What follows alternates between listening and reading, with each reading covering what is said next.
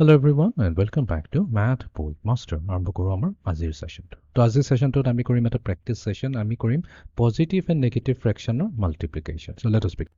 So ইয়াতে দিছে আমাক দুটা ৰেশনেল নাম্বাৰ, এটা আছে -4/5 আৰু এটা আছে -7/6। দুটাই নেগেটিভ নাম্বাৰ, দুটাক মাল্টিপ্লাই কৰিব লাগে। তো প্ৰথমতেতো আমি কি কৰিম, ইয়াক ষ্টেণ্ডাৰ্ড ফৰ্মত লিখি ল'ম। তো -4/5 ষ্টেণ্ডাৰ্ড ফৰ্মত আমি এনেকৈ লিখিম যে 4 নিউমাৰেটৰটো নেগেটিভ কৰিম আৰু ডিনমিনেটৰ পজিটিভ কৰি ৰাখিম। ঠিক আছে, এতিয়া এইটো মাল্টিপ্লাই হৈ আছে -7/6 লগত, বাট এইটো আমি এনেকৈ লিখিম -7/6 ষ্টেণ্ডাৰ্ড ফৰ্মত লিখিম।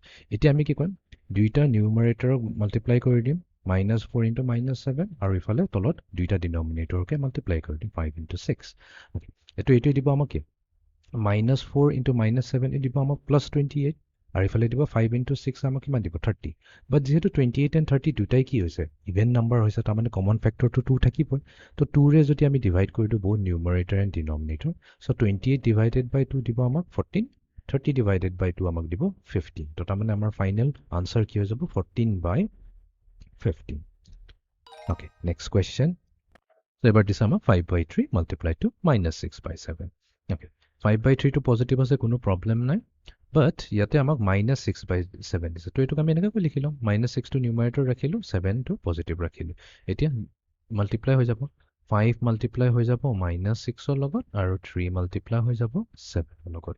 চ' 5 × -6 হৈ গ'ল -30, 3 × 7 হৈ গ'ল আমাৰ 21। এগেইন 30 আৰু 21ৰ মাজত এটা কমন ফেক্টৰ আছে, যোনটো হৈছে 3। তো 3ৰে যদি আমি নিউমাৰেটৰক ডিভাইড কৰি দিওঁ, 30 ডিভাইডেড বাই 3 হৈ যাব আমাৰ 10। আৰু 21ক 3ৰে ডিভাইড কৰিলে আমি কি পাম, 7 পাম।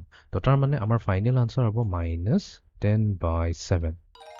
Okay, next question. তো এইবাৰ দিছে আমাক -8/3 × 1/4। চ' -8 × 1 মাল্টিপ্লাই হৈ গ'ল, তলত 3 × 4 মাল্টিপ্লাই হৈ গ'ল। এতিয়া এবাৰ এটা কাম কৰোঁ, 8 আৰু 4 যদি চাওঁ, 4 2ৰে ডিভাইড যায়, 4 and 8, 4 4ৰে ডিভাইড যাব। চ' 4 1 × 4 আৰু ইভেন 8ও 4ৰে যাব, 4 2 × 8। তো তাৰমানে আমাৰ নিউমাৰেটৰ থাকিলে -2 × 1, ডিনমিনেটৰ থাকিলে 3 × 1। তো এইটো কি দিব, -2/3।